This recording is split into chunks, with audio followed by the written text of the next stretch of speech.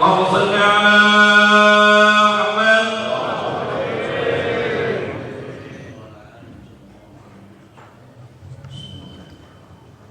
Assalamualaikum warahmatullahi wabarakatuh.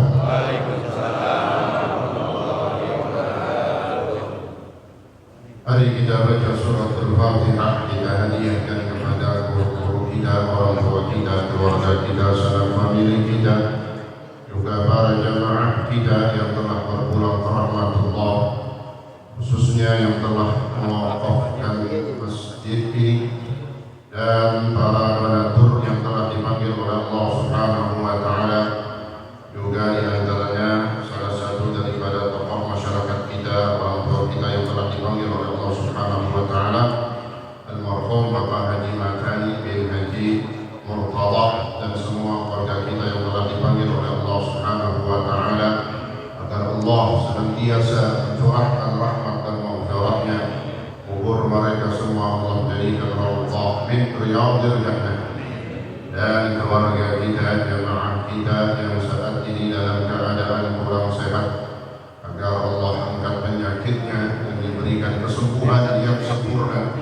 Juga kita yang hadir pada pagi hari yang barakah, di hari yang mulia ini, di bulan yang luar biasa ini, senantiasa Allah berikan taufik dan hidayahnya.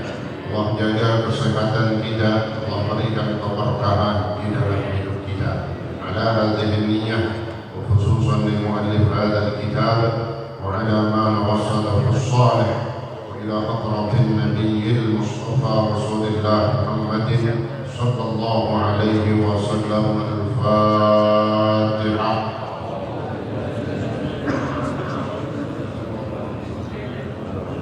Bismillahirrahmanirrahim. Alhamdulillahi rabbil alamin. Ar-Rahmanir Rahim. Maliki yaumiddin. Iyyaka na'budu wa iyyaka nasta'in. Ihdinas siratal mustaqim. Siratal ladzina an'amta 'alaihim ghairil maghdubi 'alaihim waladdallin. Amin. Bismillahirrahmanirrahim. Alhamdulillahi rabbil alamin wa bihi nasta'inu ala umuri dunya waddin. Wassalatu wassalamu ala asyrafil anbiya wal mursalin sayyidina Muhammadin wa ala alihi wa sahbihi ajma'in. Amma ba'du, subhanaka la ilma lana illa ma 'allamtana innaka antal alimul hakim. Rabbi shrah li sadri wa yassir li amri wahlul 'uqdatam min lisani yafqahu qawli wa qur rabbi zidni 'ilma. Amin. Yang saya hormati Ketua Masjid Jami' Al-Mukhlisin Bapak Ustaz Amir Mahmud beserta para pengurus yang lainnya, juga yang saya hormati para asatidzah, antaranya Ustaz Ki Imam Wahyudi, Ustaz Ki Sulaiman Rahimin, Ustaz Ramdhani, Ustaz Haji Muhammad Hashim, Ustaz Khamsin, Ustaz Abdul Razak, dan para asatidzah yang lain. Juga yang saya hormati para orang tua kita, para sesepuh serta para tokoh masyarakat, di antaranya Bapak Haji Hasib, Bapak Haji Madani bin Haji Madani, Bapak Haji Ahmadi, Bapak Haji Nurjana Daus, Bapak Haji Yusuf Asmawi, dan banyak para orang tua kita dan tokoh masyarakat yang lainnya. Juga yang saya hormati para hujjaj hadirin, bapak-bapak sekalian seluruhnya yang insyaallah dimuliakan Allah Subhanahu wa taala. Alhamdulillah wa syukurillah, pada pagi hari ini tepatnya kita sudah berada di hari yang kelima, tanggal 5 di bulan Sya'ban 1442 Hijriah. Begitu juga pengajian kita berada di hari Jumat, hari yang mulia dalam satu pekan, Sayyidul Ayyam. Maka kita yakin bahwa duduknya kita di majlis ilmu, majlis yang paling mulia, di tempat yang paling afdal, Masjid Baitun min Buyutillah, di waktu yang mustajab, ma baina tulu'il fajri wa tulu'il syams, antara keluarnya fajar sampai keluarnya matahari, adalah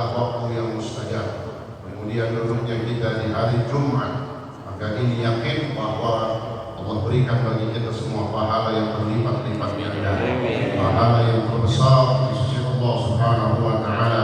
Amin ya rabbal alamin. Mari kita lanjutkan pelajaran kita dalam pembahasan sebagaimana alhamdulillah kita telah berada di bulan Sya'ban, maka penting bagi kita sebagai umat daripada Nabi Muhammad sallallahu alaihi wasallam mengetahui kadar ukuran kemuliaan daripada bulan Sya'ban pada diri Rasulullah sallallahu alaihi wasallam. Sebagaimana kata Nabi di dalam hadisnya, wa Sya'ban syahri. Beliau mengatakan di dalam hadisnya, wa Sya'ban syahri. Jadi kita lagi di bulan Sya'ban. Lalu Nabi berkata, dan bulan Sya'ban itu adalah bulanku. Sehingga apa pemahaman dari hadis ini? Bahwa kata ulama, anna Sya'ban syahrus shalah wassalam ala Rasulillah sallallahu alaihi wasallam. Ketika bulan Sya'ban dinisbatkan kepada Nabi, maka berarti maknanya bulan itu adalah bulan yang dianjurkan kita memperbanyak, menambah salawat dan salam kita kepada Rasulullah sallallahu alaihi wasallam. Allahumma salli wa sallim wa barik. Kalau setiap hari kita bersolawat, kemudian dalam satu pekan ada hari yang kita diperintahkan banyakin solawat juga, itulah hari ini, yaitu hari Jumat. Namun di luar hari yang kita diperintahkan untuk memperbanyak menambah solawat kita kepada Nabi, ada bulan yang khusus ketika kita berada di dalamnya, kita tambahin solawat kita, solawat dan salam kita kepada Rasulullah sallallahu alaihi wasallam. Allahumma shalli wa sallim wa barik alaihi. Antaranya fadilah, terutama daripada solawat begitu sangat banyak, ya, saking banyaknya sampai kata ulama la tuhsa, tidak bisa dibatasi hadis yang menunjukkan kemuliaan solawat kepada Nabi. Di antaranya adalah kata Nabi, aqra'atharukum alayya salatan aqra'ukum ilayya manzilatan yaumal qiyamah.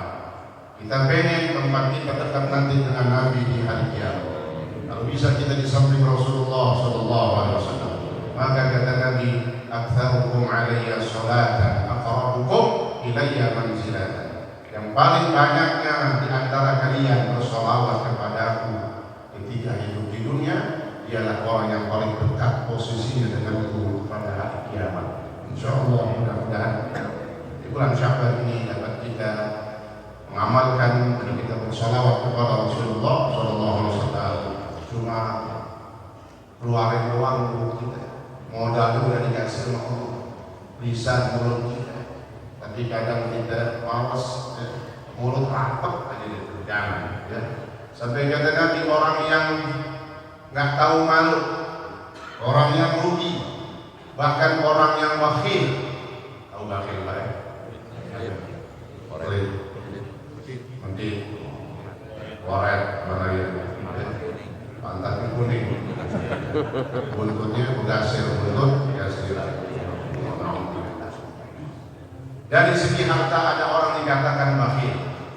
Dari segi lain dalam masalah sholawat menyebut nama Nabi, sampai Nabi katakan al-bakhil man dzukirtu 'indahu falam yusalli 'alaihi. Orang yang pelit itu adalah ketika aku disebut di hadapannya, namaku disebut, kita dengar nama Rasulullah sallallahu alaihi wasallam, maka jangan diam mulut kita, giliran kita jawab Allahumma shalli wa sallim wa barik alaihi. Kata Nabi, al-bakhil man dzukirtu 'indahu falam yusalli 'alaihi. Orang yang pelit adalah orang yang ketika namaku disebut lalu dia tidak bersolawat kepadaku. Jangan sampai ingin ada dalam diri kita, senantiasa kita mudah, bahkan refleks ketika kita mendengar nama Nabi, maka kontan, ya kontan. Kalau kontan nggak pakai kredit, tahu langsung cash. Apa namanya kontan? Langsung kita menjawab Allahumma shalli wa sallim wa barik. Kemudian, sebagaimana kemuliaan bulan Sya'ban begitu banyak ya, sampai maka saya bawa kitab yang dikarang dan disusun oleh Sayyid Al-Syarif Sayyid Muhammad bin Ali Al-Maliki radhiyallahu anhu dalam kitab Madza fi Sya'ban, sesuai judul yang sudah ada di banner, ya, apa yang ada di bulan Sya'ban. Itu terjemahannya, bahasa Arabnya Madza fi Sya'ban. Ini Sayyid Muhammad mengarang kitab namanya Madza fi Sya'ban. Apa aja yang ada di bulan Sya'ban? Begitu banyak kemuliaan dan kejadian yang terjadi di dalamnya. Bismillahirrahmanirrahim. Qala Syekhul Mu'allif rahimahullah ta'ala bihi wa adama an-naf'a bihi wa bi 'ulumihi wa bi asrarihi fi darain amin. Limada wa madza fi syahr Sya'ban? Wa fi syahr Sya'ban min al-hawadith wal waqa'i' ma yastahiqu al-ihtimam wal 'inayah wa sarf al-himam wa tawjih al-anzar bil ijtima'at wal nadawat wal ihtifalat. وسنذكر بعض ذلك. تحويل القبلة.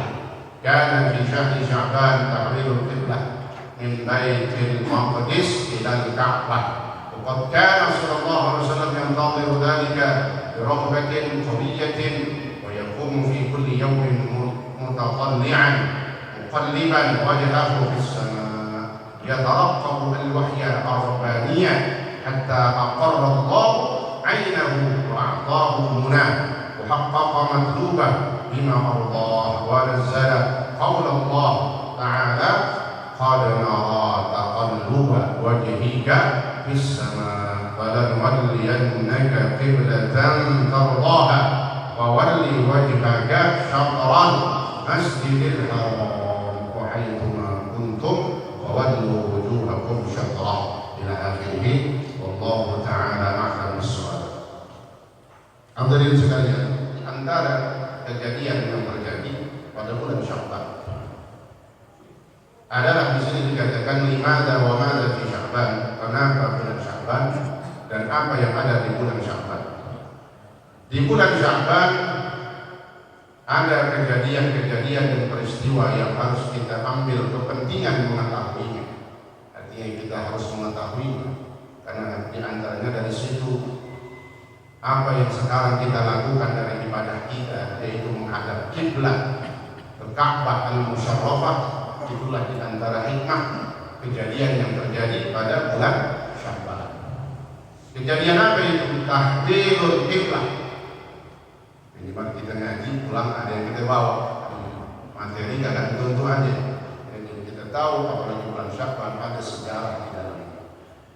Bahwa di bulan Sya'ban turun perintah Allah untuk merubah arah kiblat, pindah kiblat dari yang tadinya ke Baitul Maqdis, Masjidil Aqsa, Baitul Maqdis di Palestina, menjadi arahnya kembali ke Ka'bah, Masjidil Haram, tepatnya ke arah Ka'bah.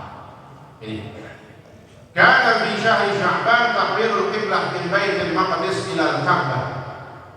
Adapun di bulan Sya'ban terjadi peristiwa ataupun turun perintah dari Allah tahwil, memindahkan arah kiblat dari Baitul Maqdis ila Ka'bah. Jadi semenjak Nabi hijrah ke kota Madinah, dari mulai sampai kota Madinah Nabi diperintahkan oleh Allah sholatnya menghadap ke arah Baitul Maqdis, dan semenjak sampai di kota Madinah sampai kira-kira 17 bulan mengarahnya sholatnya ataupun ibadahnya mengarah ke Baitul Maqdis. 17 bulan, maka dikira-kirakan begitu dihitung dimulainya dari bulan Rabiul Awal, karena Nabi sampai kota Madinah dalam peristiwa hijrah. Nabi masuk kota Madinah di bulan Rabiul Awal. Mulai hijrahnya berangkat di akhir Safar, hari Kamis, akhir Kamis terakhir di bulan Safar. Habis bulan Safar bulan Rabiul Awal. Disitulah pas kejadian sampainya Nabi di kota Madinah tepat pada bulan Rabiul Awal. Nah, dari bulan Rabiul Awal coba hitung sampai 17 bulan, kembali sampai ke bulan Rajab, sampai antara Rajab dan Sya'ban. Wa qad kana sallallahu alaihi wasallam yantadhiru dhalika bi raghbati. Yang mana di dalam tafsir disebutkan Nabi sebenarnya yuhibbu qiblat Ibrahim alaihi salam. Nabi lebih suka, lebih condong hatinya itu kiblatnya ke Ka'bah. Karena Ka'bah itu disebutnya qiblatul Ibrahim. Kiblatnya Nabi Ibrahim, dan yang membuat adalah Nabi Ibrahim alaihi salam. Yuhibbu qiblat Ibrahim alaihi salam. Nabi lebih suka itu. Tapi tetap semua yang dilakukan ibadah itu ditulis pahala. Wa ma kana Allahu liyudhi'a imanakum. Kata Allah, tidaklah Allah menyia-nyiakan sholat kalian. Jadi sholat selama 17 bulan itu dapat pahala kita. Maknanya apa? Dalam peristiwa atau hikmah tahlil, ya, kembali ke arah kiblat Ka'bah, di situ yang dituntut maknanya adalah tunduk dan patuh kepada perintah Allah. Nabi sudah sangat menunggu dengan keinginan yang kuat, birahbatin qawiyah. Tapi pengen banget cepetan buru-buru balik kiblatnya ke Ka'bah. Tapi kan nggak bisa semau ya. Biar kata Rasul, tapi nunggu wahyu, kalau belum diperintahkan belum balik. Wa yaqumu fi kulli yawmin mutatalli'an muqalliban wajhah fis sama. Nabi sebelum diperintahkan kembali ke Ka'bah arah kiblatnya, setiap hari keluar, lalu wajahnya senantiasa mengarah ke langit, nggak berhenti-henti. Mutatalli'an muqalliban wajhah fis sama. Orang kalau melihat langit dulu beda Pak, Nabi melihat langit sama kita ngelihat langit. Kita ngelihat langit apa ya? Hujan beda. Main burung lah. Langit. Tapi Nabi melihat ke langit di sini maknanya supaya cepetan segera turun wahyu Allah. Maka nanti ayatnya qad nara taqalluba wajhika fis sama. Sungguh kami telah melihat bolak-baliknya wajahmu melihat ke langit. Kata Allah. Ya. Jadi memang bolak-balik terus melihat ke langit. Apa maknanya itu katanya? Melihat ke langit itu. Bolak-balik. Ya taraqqabul wahya. Nungguin wahyu. Wahyu bukan nama orang, bukan. Wahyu robbani, wahyu dari Allah. Sampai Allah nyatakanlah ainahu, apa yang menjadi kegundahan dan keinginan Nabi di dalam ayatnya. Itu dia dalam surah Al-Baqarah ayat 144. Qad nara taqalluba wajhika fis sama. Sungguh kami telah melihat bolak-baliknya wajahmu wahai Muhammad ke arah langit. Maka kata Allah, fala nuwalliyannaka qiblatan tardaha. Maka sungguh pasti kata Allah, tenang aja, sungguh pasti kami akan arahkan engkau ke kiblat yang kau suka. Tapi sukanya kemana itu? Ke Ka'bah. Kata Allah, fala nuwalliyannaka qiblatan tardaha. Aku akan arahkan engkau juga lagi nanti ke arah kiblat yang kau memang suka. Wa walli wajhaka syatral masjidil haram. Langsung turun ayat itu juga semua dalam satu ayat. Maka arahkanlah wajahmu ke arah Masjidil Haram. Yang dimaksud Masjidil Haram di sini adalah yaitu Ka'bah. Wa haitsuma kuntum fawallu wujuhakum syatrah. Dan sekiranya engkau di mana saja berada, maka arahkanlah wajahmu ketika sholat mengarah ke Maka disinilah menjadi hukum dalam fikih, wajib di dalam sholat mengarah ke kiblat. Kiblatnya kiblat mana? Ka'bah. Apalagi sholat 5 waktu khusus. Adapun sholat safar, sholat sunnah di dalam kendaraan, nah itu beda. Sholat sunnah di dalam kendaraan disebut sholat rahilah, sholat dalam kendaraan. Maka mengarah kiblatnya mengikuti arah kendaraan. Jangan balik naik kereta begitu. Ya, kalau naik kereta model begini tuh. Kita lagi ke sholat sunnah. Nah, ini arahnya kemana gitu? Nah, berarti yang arahnya ke depan, ya, jangan ke belakangnya. Ini khusus dalam sholat sunnah. Adapun sholat wajib harus dia mengarah ke kiblat. Mau di mana aja dia nggak tahu, pakai apa namanya sekarang alhamdulillah teknologi digital kita manfaatkan untuk kebaikan. Di antaranya mencari arah kiblat. Wa huwa misdaq qauluhu ta'ala wa la sawfa yu'tika rabbuka fatarda. Jadi memang apa yang menjadi keinginan Nabi semuanya bakal dikasih.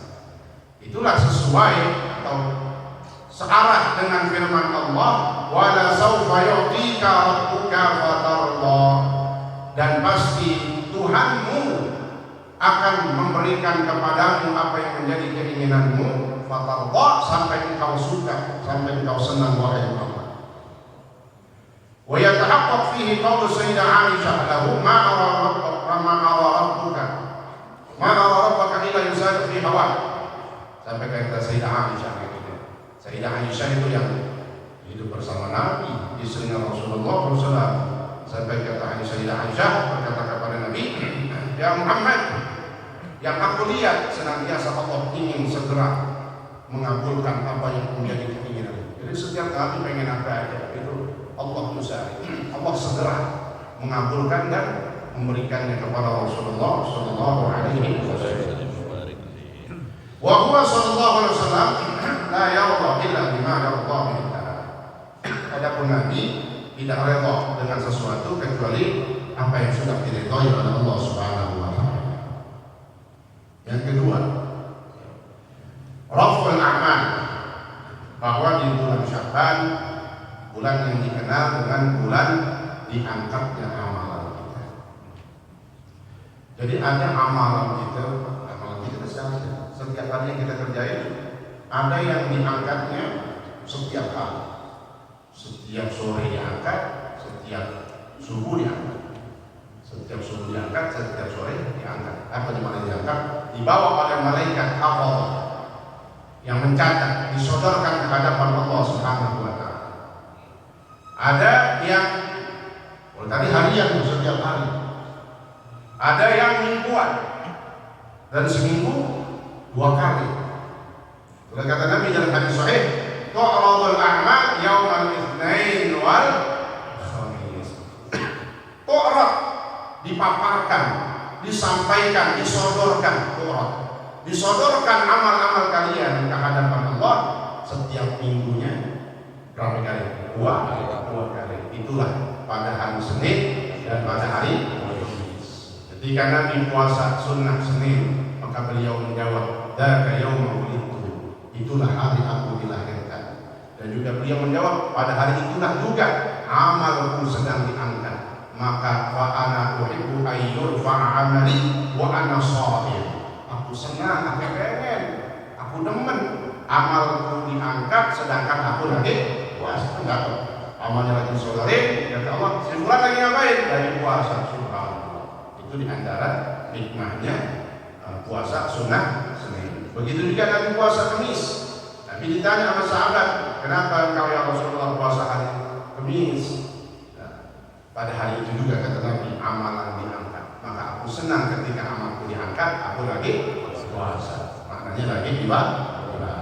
Jadi ibadah banyak ya, di antaranya puasa. Itu yang setiap kali. Kata Nabi, tu'radul a'mal yaumal itsnain wal khamis, disodorkan amalan-amalan kita oleh para malaikat ke hadapan Allah Subhanahu wa taala, yaitu pada hari Senin dan pada hari Kamis. Illa syahna. Nah, itu hadis enggak berhenti sampai di situ ya. Ini harus kita baca. Dari kita ngomongin masalah diangkat amal, rupanya ada yang tertunda, ada yang tertahan tuh amal. Apa di antaranya? Illa syahna, kecuali orang yang menyimpan rasa dendam kepada orang lain. Hati-hati. Entar nisfu Sya'ban begitu juga, ada hadis Nabi. Pada malam nisfu Sya'ban Allah ampuni dosa orang, semua hambanya yang mendekatkan diri kepada Allah, yang beristighfar, yang minta ampun, Allah ampuni. Kecuali qatilur rahim, orang yang putus silaturahim. Ya, hati-hati kita sebelum kan dari sekarang kita beristighfar, buang urusan orang, lepasan juga kita nggak pikirin, kita bisa dimaafkan. illa syahna, kata Nabi, kecuali orang yang saling mendengki, saling nggak suka. Maka kata Allah, ya malaikati utruka hadain, malaikatku, tinggalin nih dua orang. Ini amalan dua orang yang lagi musuhan, jangan kau bawa, tinggalin aja. Sampai kapan dibawa ke hadapan Allah? Hatta yasoliha, sampai keduanya berdamai. Ya Allah, ini makanya larangan benci kepada orang, nggak suka sama orang, berdendam ataupun hal-hal yang lainnya, sampai berhari-hari. Ya, dikasih maksimal di dalam syariat. Syariat Islam itu begitu luar biasa, sampai psikologis kita diperhatiin. La yahdura muslimu akhah fauqa thalathi. Ya. Kata Nabi, janganlah seorang muslim dia tidak menegur saudaranya sampai melebihi 3 hari 3 malam. Itu mentok tak maksimal 3 hari 3 malam. Kalau mau marah mentok sampai 3 hari 3 malam. Mana kan apa sampai ke dikasih, nggak langsung aja. Ini tadi saya katakan, Islam itu sudah sangat mempertimbangkan psikologis kita. Wajar orang lagi srek pertama kali ada teman, sehari masih marah, wajar. Bukan malaikat kita lah. Brek, apa benar masalah sehari 2 hari. Nah, jangan lebih. Berapa? 3 hari 3. Jelas ya. Jadi semua sudah dipertimbangkan karena kita manusia. Tapi jangan sampai melebihi 3 hari 3 malam. Jadi kita penting. Setiap pagi dibawa amal kita, coba kalau dari Senin, Selasa, Rabu, ada 3 hari. Mentok itu. Senin, Selasa, Rabu, pas kan? Nah, selesai dah, lepas lagi, ya memaafin, saling memaafkan. Besok, Kamis lagi dibawa amal kita, udah kagak ada 1 tahun lagi. Itu makna. Ya, amin. Ujung benar tuh satu itu.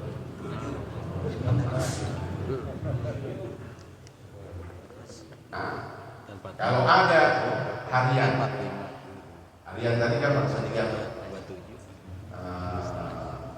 subuh dan asar. Setiap subuh itu dikatakan di dalam hadisnya, ya ta'aqabuna fikum ay yatanawabuna malaikatun bil laili wa malaikatun bin nahar.